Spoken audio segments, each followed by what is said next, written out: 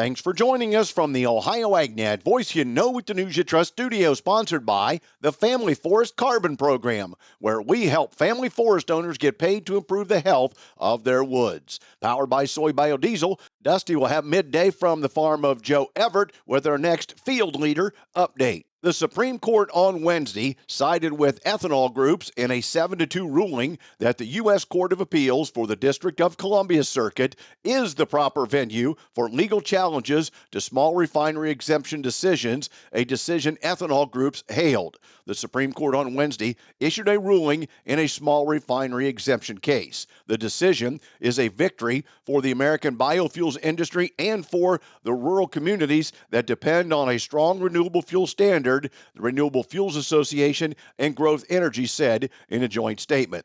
Now, the court agreed with our argument that the D.C. Circuit is the only appropriate venue for litigation on EPA's small refinery exemption decisions because the Renewable Fuel Standard is a national program and SREs have nationwide impacts. Any challenges to SRE decisions belong squarely in the D.C. Circuit. Allowing 12 different circuit courts to adjudicate SREs would result in a fractured and inconsistent body of law, causing chaos and confusion in the marketplace. The court's opinion gives farmers and ethanol producers much greater certainty about SRE litigation under the Renewable Fuel Standard, which continues to be one of the nation's most successful clean energy programs. Today's weather brought to you by Seed Consultants. Simply better performance online at seedconsultants.com. Here's the forecast. Lingering moisture over Ohio here today. I'm Chief Meteorologist Ryan Martin. Let's take a look at that forecast update. It's not the most intense action, but I do see showers and maybe a few rumbles of thunder lingering through a large part of the day today in Ohio. I think we can pick up an additional quarter to 3/4 of an inch of rain through the day today, depending on where you are at, and clouds start to break up this evening and into the overnight tonight. That leads us to a dry and sunny finish to the week tomorrow on Friday. Beautiful sunshine, temperatures pleasant, but we're seeing a big run-up in temperatures over the weekend, turning much warmer for Saturday and Sunday, above normal temperatures, strong southwest breezes. Going into next week, Monday, Tuesday, Wednesday, we stay sunny, very warm, and very dry. Overnight Wednesday night into early Thursday, pop-up showers and thunderstorms from I-70 northward. We can see up to a half an inch of precipitation there. Nothing in southern Ohio. Then we are unsettled, but not looking at much precipitation through Thursday afternoon and Friday of next week. High humidity, but that's about all. Saturday features some pop-up thunderstorms late in the afternoon, and then we deal with rain off and on for Sunday the 29th into Monday the 30th. That may be our next best chance of precipitation after we get done with the action today and go back into last night. I'm meteorologist Ryan Martin. And thanks, Ryan. Let's check in with our weekly update from the Ohio Soybean Council and your checkoff dollars at work. Here's Dusty Sonnenberg. I'm joined today by Philip Good. Philip serves as chair of the United Soybean Board. Philip, you recently went on a tour with USB. You visited with some of the major players in the media industry representing America's soybean farmers, and you had a chance to share about the success of soy in the soybean industry from a farmer's perspective. What approach did you take? You know, U.S. soy is creating a big ripple effect with $120 billion impact on the U.S. economy. It truly is a ripple effect. And it's our job to both feed and fuel the world. But part of that ripple effect is in the domestic markets, new technology, job creation. And we really only get one shot per year for our income. And those fixed costs continue to go on no matter what the crop or the weather is. But, you know, it all goes back to the soil with our decisions as far as what we grow, explaining why I do not grow oranges in Mississippi and why I don't grow peanuts and sweet potatoes. It goes back to the soil.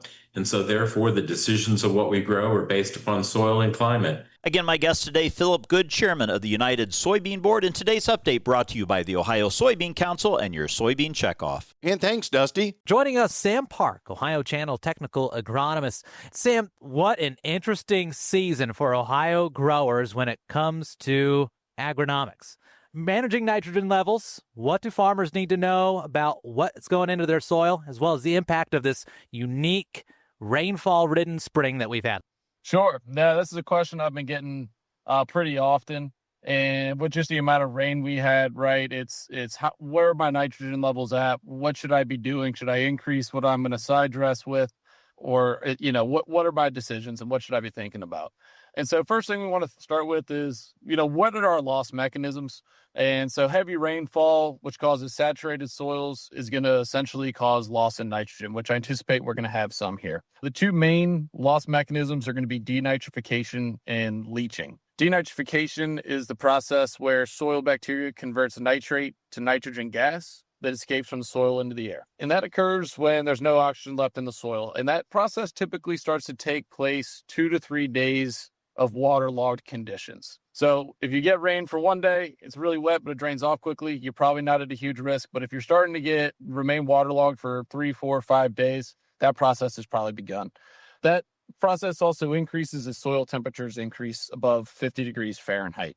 There are studies that show from Illinois that you can have up to 5% nitrate loss through denitrification each day that soil is saturated. Leaching, that's a more simple process. When nitrate is in the soil solution, it's more mobile. And as that water drains from the field, that nitrate can leave along with it. More rainfall on the horizon, so let's keep an eye out for our nitrogen needs. Sam, thank you so much. Thanks for having me. No problem. Don't forget, folks, read and follow pesticide label directions, grain marketing, and other stewardship practices for the Ohio AgNet. I'm Joel Norwood. Thanks for tuning in. And thanks, Joel. The average retail prices for most fertilizers continue to be higher than last month during the second week of June. But for the first time this spring, no fertilizer saw a significant price move in either direction, which DTN designates as anything 5% or more. An article titled Iran-Israel Conflict Adds Uncertainty to the Fertilizer Market from the University of Illinois Farm Policy News Summary. It stated the most recent military conflict in the Middle East could send ripples through the global fertilizer market.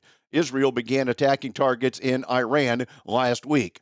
Josh Linville, vice president of fertilizers at StoneX, said the attacks on Iran's natural gas infrastructure, which is used in the production of urea, are keeping operations offline. Iran was the third largest urea exporter in 2024, with export volumes of around 4.5 million tons, about the size of China's, the report said. Arlen Sunderman, Linville's colleague at StoneX, said another reason the world fertilizer market is watching this situation closely is the amount of fertilizer that passes through the Strait of Hormuz. This area will be at risk, he said. Also, prices of 7 fertilizers are now higher than they were a year ago. MAP is up just 1%, DAP up 3%, 1034-0 4% higher, and Hydrus up 5%. UAN 28 is 19% more expensive, UAN 32 24% higher, and urea is 25% more expensive looking back last year. The prices of one remaining fertilizer continue to be lower. Potash is 7% lower compared to last year. Back with more after this. Attention construction pros. Purple Wave Auction brings quality equipment to your fingertips. Join our bi-weekly online auctions featuring dozers, excavators, loaders, and more. We provide detailed listings, photos, and seller contact info. Inspect online or in person. With our no reserve policy, every item sells to the highest bidder. Visit purplewave.com today and see why informed builders choose Purple Wave. Transparent processes, real deals, your next great purchase awaits. purplewave.com. Get the equipment and trucks you need at the Ritchie Brothers' next Great Lakes Regional event on June 26th and 27th. This absolute unreserved auction will feature online bidding, and items are located in Columbus, Chicago, and Detroit. Choose from over 2,000 items, including a wide selection of construction equipment, truck, tractors, and more. Don't miss Ritchie Brothers' Great Lakes Regional event on June 26th and 27th. For more details, visit rbauction.com. Again, that's rbauction.com. And powered by Soy Biodiesel, on Monday we'll head down to Columbus. We'll join the Ohio Farm Bureau at their annual golf outing fundraiser, and updates from the foundation and their priorities. We'll find out more at midday on Monday. Today's market analysis is brought to you by the Louis Dreyfus Company, excited to be building the newest state-of-the-art soybean crush facility in Upper Sandusky, Ohio. For information on marketing your beans to LDC, call 574-566-2113. Now with our market analysis, here's Ryan Martin. Grain markets are closed today in observance of the newest federal holiday, Juneteenth. But yesterday, the markets had a lot of green on the screen ahead of the close. The soybeans pushed and got very, very close to the 1080 level nearby. Pulled back from it there as we went into the close. Wheat led the move yesterday on a very strong speculative short covering. The 100-day moving average was breached in wheat, but most of the wheat talk was centered around crop quality concerns. Definitely looking at the hard red winter wheat belt on that. We know that wheat harvest got underway here within the past week to 10 days. Heard some reports of farmers getting 100, 200 acres done. But since then, we've seen significant rain and thunderstorm activity across Kansas and Nebraska. There is additional shower and thunderstorm action coming over the next week to 10 days. So my thought here is wheat harvest is going to be very, very slow to unfold. Test weights were low to start with. Additional moisture on wheat that is mature, ready to be harvested, is not going to help the test weight ball game. So it's quality concerns that are driving the wheat, and then you add speculative short covering on top of that. That's what really kind of moved the market yesterday. Corn had no choice but to kind of follow along, even though there wasn't really much of another story to work through. Corn is pulling back to chart resistance in that 445 to 455 area on December corn. So I think that's something to watch here, whether we can continue to get a rally, because overall it was a don't forget about us or me too short covering effort in corn based on the fact that wheat was moving higher. President Trump was very, very vague yesterday at the chance of a ceasefire or whether or not the U.S. will get involved in the U.S.-Israel confrontation right now. The missile attacks by both sides are continuing, and it's going to be something that is going to have to be dealt with sooner rather than later. We did see crude oil pull back, but then do an abrupt about face as well. So there's all sorts of uncertainty when it comes to geopolitical headlines. I'm Ryan Martin. And thanks, Ryan. Back with the overnight figures after this. A healthy body needs good food. This summer, the Ohio Department of Education and Workforce is sponsoring Sun Meals, a summer food program where kids eat free. Children under 18 receive healthy meals and no sign-up is required. Locations may be right in your neighborhood. Call 1-866-348-6479 or visit education.ohio.gov/kidseat for meal locations and times. That's education.ohio.gov/kidseat. Think biodiesel is just another fuel? Think again. Biodiesel is Ohio innovation on the move. Clean, green, and built to keep diesel engines running strong. It's an engine booster, a soybean supporter, and an environmental champion all in one. Every gallon reduces emissions, strengthens Ohio farms, and powers your ride. Drive with purpose. Choose biodiesel. Learn how at soyohio.org. Today's market's brought to you by Seed Consultants. Simply better performance online at seedconsultants.com. Recapping yesterday's close as the markets are closed today. July corn up 2 at 433.5. December 444 up 5 1/4. The March was up 5 1/2 at 459 1/4 cent.